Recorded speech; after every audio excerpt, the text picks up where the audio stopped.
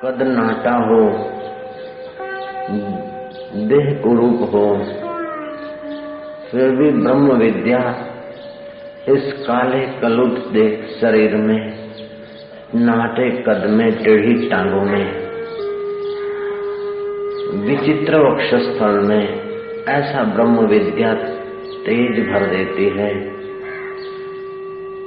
कि बुद्धिमान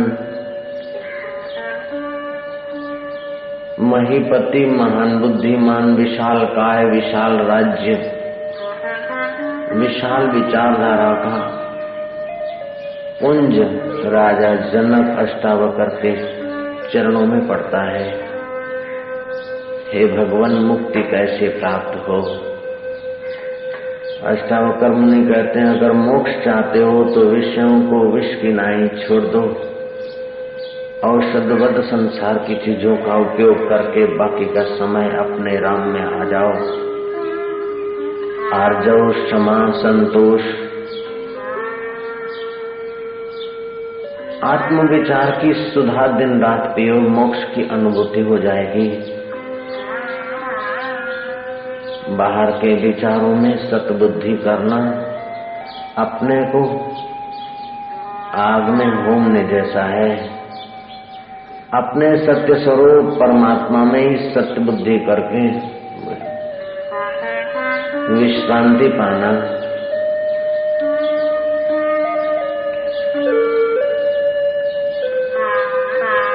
यही जीवन का सार है। हे जनक,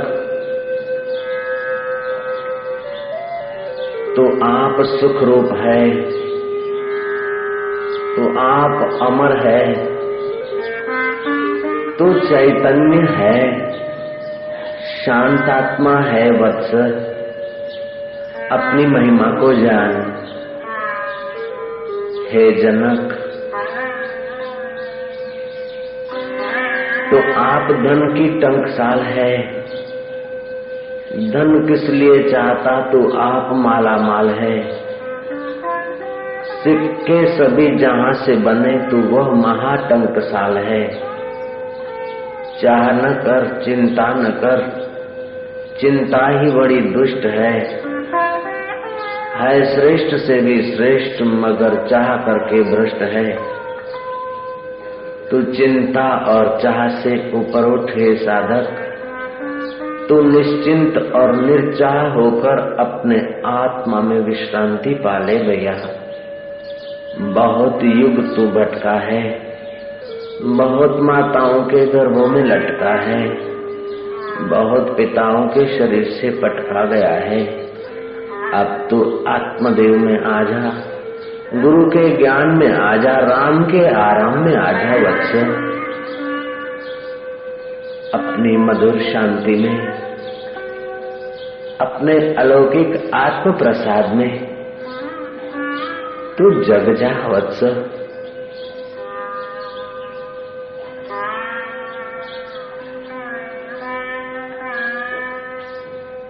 तेरी देह काया चाहे छोटी हो चाहे विशाल हो, लेकिन ये दोनों क्षण भंगुर है।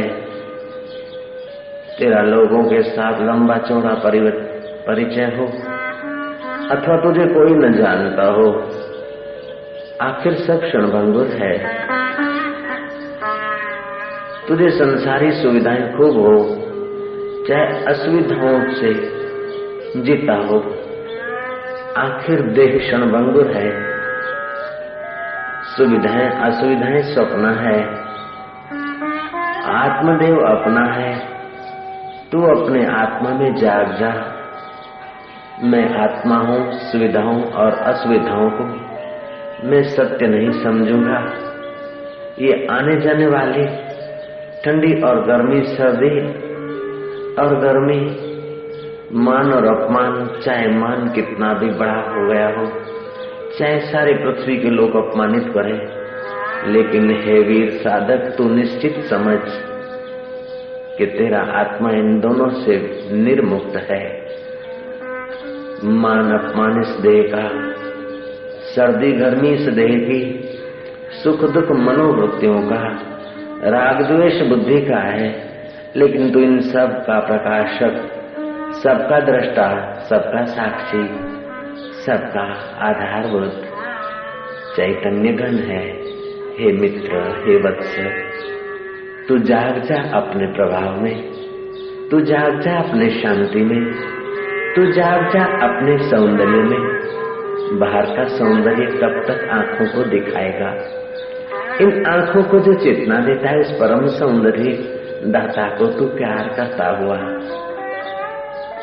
उसमें विश्रांति पाता जाओ। कान को कब तक सुनाते रहोगे बाहर के गीत, जिससे गीत सुने जाते हैं विश्व भर के जो संगीत कलाकार कौशल्य आदि जहां से स्फुरित होते हैं और जिन कानों को थोड़ा मजा दिला के शांत हो जाते हैं। ए वत्स, तू उस अपने शांत स्वभाव में आ जा। देर न कर, समय बीता जा रहा है। बाहर के विषयों में, बाहर के नाद में, बाहर के रूप में कब तक तू भटकेगा भैया? जिह्वा को जितने ही रस दिलाए, आखिरी से चमड़े के टुकड़े को संतोष तो नहीं हुआ। क्षण भर स्वाद आया, फिर कंठ में पदार्थ गया, निस्वाद हो गया, मल बन गया, विष्ठा बन गया। लेकिन तू इस मल बनाने वाले बोरे में भी निर्मल है। तू इस मल बनाने वाले विष की बेलरी में भी अमृत की खान है। यह तन विष की बेलड़ी, गुरु अमृत की खान। सिर दीजिए सतगुरु मिले तो भी सस्ता जान। सतगुरु मेरा सूरमा करे शब्द की चोट, मारे गोला प्रेम का हरे भरम की कोट। तू भरम की कोट को उतार कर फेंक दे। ये मिल जाए तो मैं सुखी हो जाऊं, ये खा लूं तो सुखी हो जाऊं, ये पालूं तो सुखी हो जाऊं, यहाँ जाऊं तो सुखी हो जाऊं। हे साधक, आज तक तुझे मन धोखा देता आया। सुख का भास था, सुख नहीं था। सुख की थोड़ी सी भ्रांति थी, सुख नहीं था। सुख तो तेरे आत्मा में है। तू अपनी भावना करके उस आत्मा की किरण वहां फेंकता है। तुझे लगता है कि वहां से सुख मिला। ना, तू सुख स्वरूप स्वयं है। वस्तुओं में सुख तू डालता है, अपनी किरण डालता है मान्यता की, और बाहर तू बंध जाता है। ऐ मेरे साधक, ऐ वीर साधक, हे पक्के भक्त, तू अपने भगवत रस में डोता मार, अपने परम रस में जाग जा भैया। जैसे कुत्ता हड्डी चबाता है, चबाते चबाते मैलों से खून बहता है, स्वाद उसे अपने रक्त का आता है। वो नादान समझता कि हड्डी में से रस मिल रहा है। ठीक ऐसे ही ऐ साधक, रस तेरा उड़ेला हुआ है संसार में। तू जिस वस्तु को प्यार करता है, जिस वस्तु में रस की बुद्धि करता है, वहां से अपना ही रस की किरण डालकर रस लेता सा देखता है। लेकिन उन चीजों में रस नहीं टिकता, क्योंकि वहां रस है नहीं। तू स्वयं रस स्वरूप है, तू स्वयं प्रेम स्वरूप है, तू स्वयं आनंद स्वरूप है, तू स्वयं सुख स्वरूप है।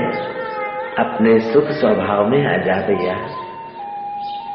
तू मिट्टी, गोबर, कंकड़ पत्थर में सर्प और बिच्छू के साथ कब तक खेलता रहेगा? हे जनक, ये विषय तो बिच्छू जैसे हैं। जब तक इन्हें छुआ नहीं सर्प को, जब तक बिच्छू की पूंछ को छुआ नहीं, तब तक ये सब खिलौने सुहावने लगते होंगे बच्चे को। नादान बच्चा जब अंगारों को छूता है या बिच्छू सर्प को छूता है, फिर चिल्लाता है, त्राहिमाम पुकारता है। ऐसे ही भैया तू विषय विकारों को छू छू कर अंत में पछताता रहा, प्रायश्चित करता रहा, तू चिल्लाता रहा। फिर भी उन नादान विषय विकारों के आकर्षण से फिर तू उन्हीं की पूंछ पकड़ता रहा और ये विकार विषय तुझे डंक मारते रहे। अब तो विषधर विषयों को छोड़कर निर्विषयी नारायण स्वरूप में आराम पा ले भैया। गहरी शांति में, मधुर अमृत धारा में, अलौकिक अपने सोहम स्वभाव में, रोम रोम में रमे हुए राम स्वभाव में तू आजा। साधक सोचता है कि ऐसे मेरे दिन कब आएंगे कि मुझे संसार स्वप्न जैसा लगेगा। उदालक को राज्याभिषेक हुआ, होने की तैयारी है। राम जी को तो मंत्रा और कई ने वनवास भेजने का कुप्लान किया था, लेकिन उदालक ने तो अपनी मति को समझाकर राज्याभिषेक हो उसके पहले ही आत्म अभिषेक के लिए वन गमन कर लिया था। 16 वर्ष का राजकुमार सोचता है कि पिताजी ने राज्य भोगा, राज्य पिताजी ने नहीं भोगा। राज्य के सुखों ने पिताजी के शरीर को भोग डाला। अब बुढ़ापा हुआ है, लाचारी की जिंदगी आई है। लाचारी की जिंदगी आ जाए उसके पहले, शरीर लाचार हो जाए उसके पहले, शरीर के अध्यास से हम पार हो जाए, मृत्यु आंख मूंद ले हमारी उसके पहले, हम आत्म ध्यान के लिए आंख मूंद लें, कान बहरे हो जाए उसके पहले हम महापुरुषों के वचन सुन लें, बुद्धि में दुर्बलता आ जाए उसी के पहले बुद्धि के उद्गम स्थान में विश्रांति पाले। उदालक भागता भागता रात भर भागता भागता अरण की पगडंडियां नापता पहुंचा है घोर जंगल में। सूर्योदय होने को है, बाहर भगवान भास्कर प्रकाशित होने वाले हैं और भीतर विवेक जगा है।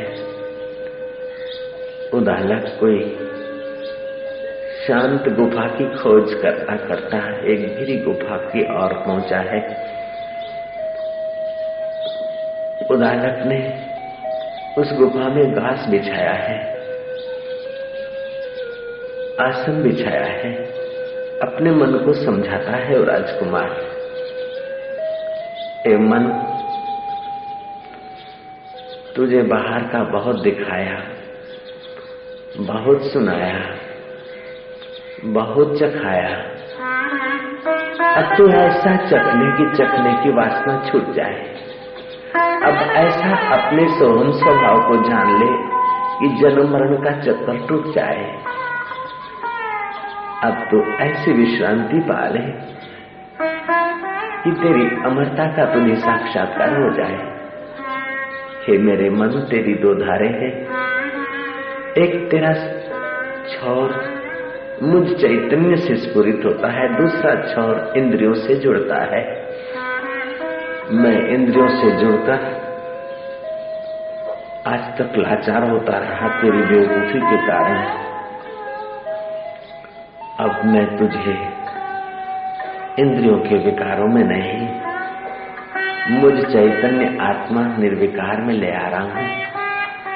तू जल्दी आ जा, मैं तू सहयोग दे, तेरा भला हो जाएगा, मेरा भी कल्याण हो जाएगा। उदालक मन को समझाते हैं, मन की शुद्धि के लिए प्राणायाम करते हैं।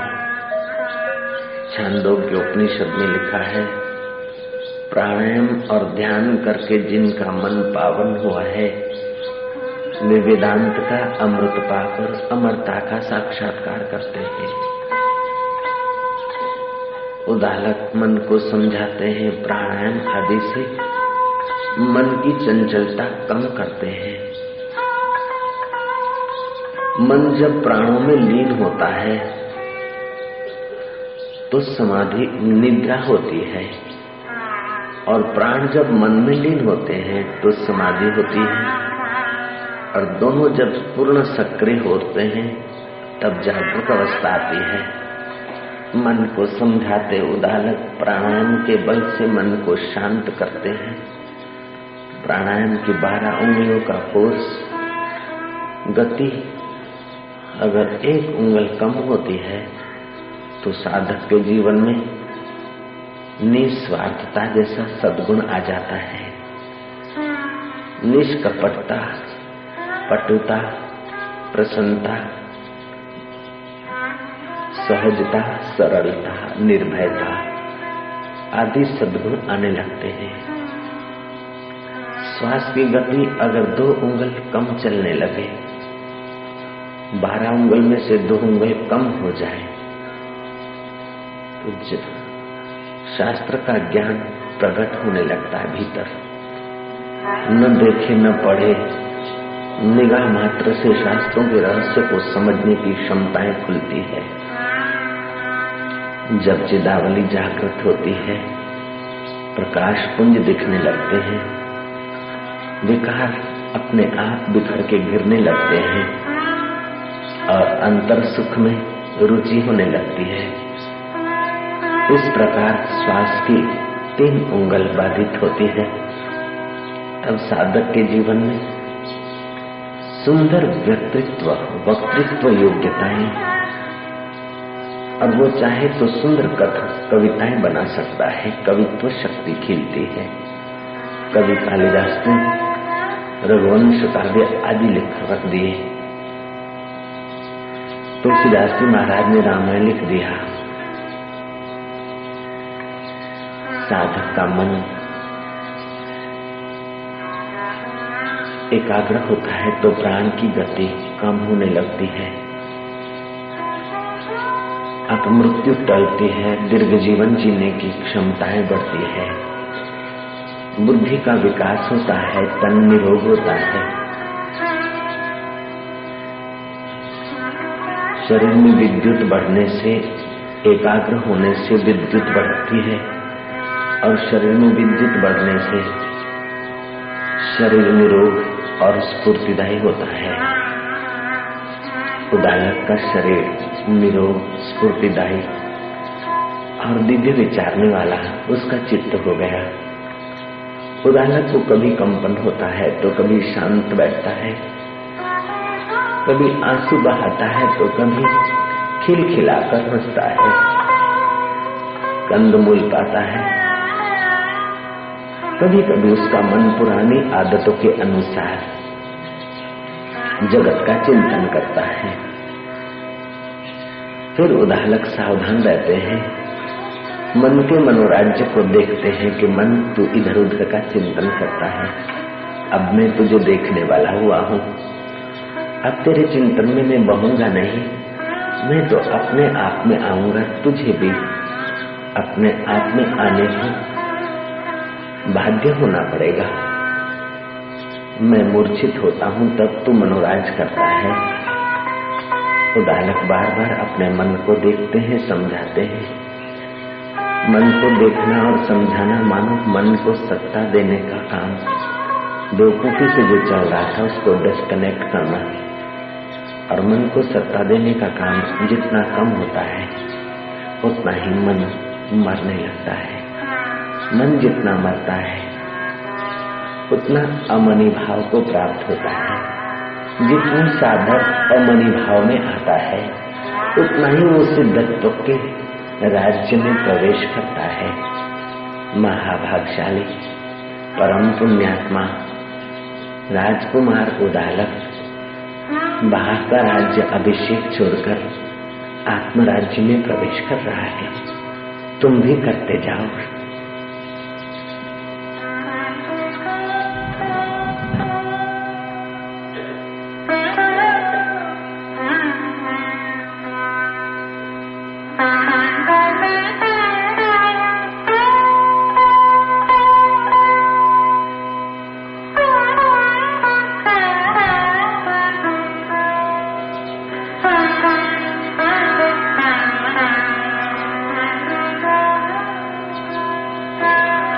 उदालक सोचते मैं शांत आत्मा हूँ,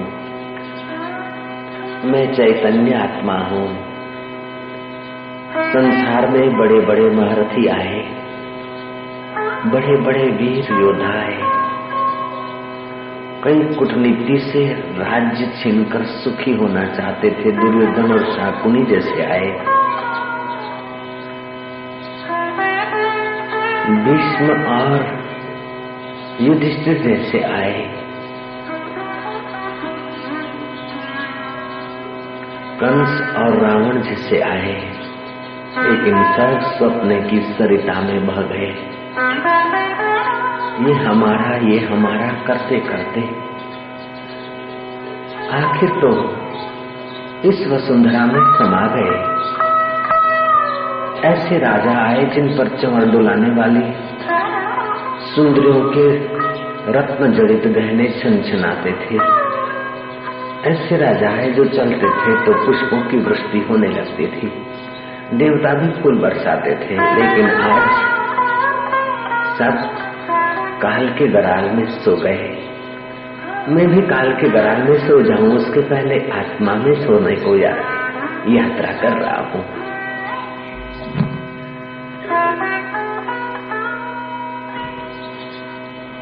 बुद्धिमान उदालक नश्वर राज्य की लालच छोड़कर शाश्वत राज्य में प्रवेश करने को तत्पर हुए हैं। फिर पुरानी आदत है, आंख खोलकर देखूं कोई आया तो नहीं। अरे कोई आएगा और जाएगा, वो माया की आकृति होगी। मैं तो चिदाकाश निर्लेप एक रस आत्मा में आ रहा हूं। जैसे आकाश में सब हैं, ऐसे ही आना जाना भी उस चिदाकाश में है। मैं क्यों विवल हूं? उदालक अपने मन को समझाकर फिर विश्रांति पाते हैं। कभी मन मानता है, कभी पुरानी गंदी चंचलता के कारण मन बहिर्मुख होता है, तो उदालक कीर्तन का सहारा लेते हैं, प्राणायाम का प्रयोग करते हैं। इस प्रकार उदालक शांतात्मा हुए। उदालक के आगे रिद्धि सिद्धियां आई। उदालक के अंदर सत्य संकल्प सामर्थ्य आया। उदालक के चित्त की प्रसाद कुछ कुछ जगमगाने लगे और उदालक को धोखा देने के लिए मन कहता है कि अब तो सिद्ध हो गए, चलो। उदालक मन की चालबाजी से सावधान हुए हैं। वहां माँ बाप खोजते कि एकलौता बेटा, राज अभिषेक की तैयारियां हो रही है, कहाँ भाग गया। समूह और मंत्री भागे हैं, सैनिक लेकर एक टुकड़ी आई है। मंत्री आया है टुकड़ी को लेकर, खोजता खोजता उसी गिरी गुफा के करीब उदालक को पाकर मंत्री ने राजा को खबर दी। राजा रानी आए हैं, उदालक को समझा रहे हैं कि बेटा जब बुढ़ा हो जाए तो भजन करना, जब राज्य सुख भोगने के बाद तो पुत्र परिवार से संपन्न होकर वृद्ध हो जाए तब तो आ जाना तप करने को। अभी मैं तप करने को जाऊं, तू राज्य कर। उदालक कहता है कि पिताजी निश्वासे नहीं विश्वास हो, कदारुद्धुर भविष्यसि। श्वास का कोई विश्वास नहीं, कब शांत हो जाए। इसलिए मैं पहले अपने आत्म स्वभाव को पालूंगा, फिर राज्य करूंगा।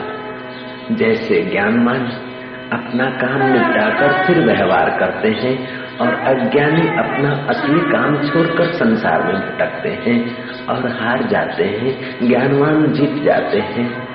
पिताजी मुझे जीतने दो, मुझे संसारी होकर जीवन खपाने के बाद भजन नहीं, भजन करके राम के प्रभाव को जगाकर अपने सोहम स्वभाव में आकर फिर मैं राज्य को खिलौनों की नहीं खिलवाड़ समझकर सहज नीति उदारता से राज्य कर सकता हूँ। जो आदमी अज्ञानी है उससे बाहर के सुख की लालच ज्यादा रहती है, वाहवाही की इच्छा रहती है, विकारों को पोषने में लगता है। ऐसा विकारी और वाहवाही का गुलाम राजा प्रजा का पोषण करने की बजाय शोषण करके ज्यादा ऐश आराम करके अपना पुण्य नाश करता है, अपनी मति मंद कर देता है। पिताजी मैं आत्म सुख पाऊंगा तो मुझे बाहर के सुखों का आकर्षण नहीं रहेगा, और बाहर के सुखों का आकर्षण नहीं रहेगा तो मेरा चित्त महात्मा हो जाएगा। और महात्मा हृदय से किया हुआ राज्य, महात्मा हृदय से की हुई लोगों के साथ की मुलाकात लोगों के हृदय को महात्मा पद का प्रदान करेगी। राजा का तेज और लोगों के मान को शोषता है। राजा का तेज दूसरों के चित्त को तपाता है, और महात्मा का तेज दूसरों के चित्त को जगाता है, दूसरों के चित्त को शांति देता है, दूसरों के चित्त को आनंद और उन्नति देता है। हे पिताजी, हे माँ, तेरी कुख पावन होगी। पिताजी तुम्हारा मुझे पालना पोषना सार्थक हो जाएगा। मुझे अपने पिता से मिलने दो।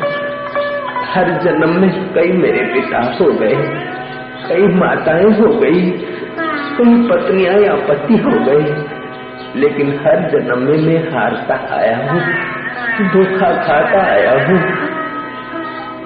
मैं तुमसे प्रार्थना करता हूँ कि मुझे आप थोड़ा समय छोड़ दीजिए, मेरे पिता से मिलने दीजिए, जो तुम्हारा भी पिता है, विश्व का पिता है। मुझे अपने घर में आने दीजिए। पिताजी, तुम्हारा राजमहल मेरा घर नहीं, वो तो शरीर का घर है। तुम मेरे पिता नहीं, शरीर के पिता हो। मैं आत्मा हूँ, मुझे परमात्मा से मिलने दो, मुझे अपने पिता से मिलने दो। मुझे ममता की जाल में बांध कर मत घसीटो। मुझ पर आप दया खाओ। मैं जन्मों का अंधा हूँ, अभी आंख खोलने के लिए आ रहा हूँ अपने हृदय गुफा में। हे मंत्रियों, हे नगरजनों, हे माता, हे पिता, कोई बेटा जवान होकर मर जाता है, लोग रोकर सह लेते हैं। कोई बेटा लुफंगा होकर भाग जाता है, माँ बाप सह लेते हैं। कोई बेटा बेटी कुमार्ग पे चलकर कहीं का कहीं हो जाता है, लोग सह लेते हैं। मैं तो ऐसा कुछ नहीं करता हूँ। भगवान के नाते, ईश्वर के नाते मुझे थोड़ा समय छोड़ दो अकेला। मैं पैदा हुआ था तो अकेला था, मरूंगा तो अकेला ही मरूंगा। मेरा राज्य साथ में नहीं आएगा, पिता का ऐश्वर्य साथ में नहीं आएगा, माता की ममता साथ नहीं आएगी, नगरजनों की बातें साथ नहीं आएगी, जो मेरे मरने के बाद भी मेरा साथ नहीं छोड़ता। मुझे उस साथी के चरणों में पहुंचने दो, मुझे उस पिता के द्वार जाने दो। हे शरीर के पिता, आपका मैं आभारी हूँ। मुझे मनुष्य जन्म मिला और बचपन में कोई सत्संग के संस्कार मिले। हे माँ, मैं आभारी हूँ और मैं तुम्हारा भार उतारने की योग्यता पालूंगा। सच्चा भार माता पिता का तभी उतरता है जब बेटा निर्भर होता है, और बेटा निर्भर तब होता है जब निर्भर नारायण का ज्ञान पाता है। ऐहिक विद्या तो बहुत भर दी खोपड़ी में, ऐहिक ज्ञान तो बहुत भर दिया, ये तो बोझिला जीवन हो गया। मैं अब आत्मज्ञान में विश्रांति पाकर निर्बोझ होऊंगा, निर्भर होऊंगा। हे माता, तुम्हारी कोख सार्थक हो जाएगी। मुझे आत्म गोद में जाने दो, मुझे मेरे पिता की गोद में जाने दो, मुझे मेरी आत्म माँ की गोद में जाने दो। मुझे वेद पुराण कुरान से क्या, मुझे प्रेम का पाठ पढ़ा दे कोई। मुझे मंदिर मस्जिद जाना नहीं, मुझे मेरे प्रभु की गोद में बिठा दे कोई, मेरे राम की गोद में बिठा दे कोई, अंतर्यामी ईश्वर की गोद में बिठा दे कोई। माता तुम्हारी गोद में तो शरीर बैठा था, पिता तुम्हारी गोद में तो मेरा शरीर खेला था। अब तो मुझे आत्मा की गोद में खेलने दो, मुझे परमात्मा की गोद में पहुंचने दो। आप मुझे सहयोग करो। सहयोग में तुमसे धन नहीं मांगता, तुमसे मैं पदार्थ नहीं मांगता, तुमसे मैं भोग नहीं भागता, तुमसे तो मैं केवल मांगता हूं कि मुझे थोड़ा समय छोड़ दो। भोगी बेटा अपना और कुटुंब का शोषण करता है। ऐसा कोई भोगी नहीं जो अपने संपर्क में आने वाले का शोषण न करता हो, और ऐसा कोई योगी नहीं जो अपने संपर्क में आने वाले का पोषण न करता हो। मुझे योगी होने दो। युद्ध के मैदान में कृष्ण ने अर्जुन को योगी होने को कहा, वही मेरा आत्मा कृष्ण मुझे बुला रहा है। तस्मात् योगी भव अर्जुन।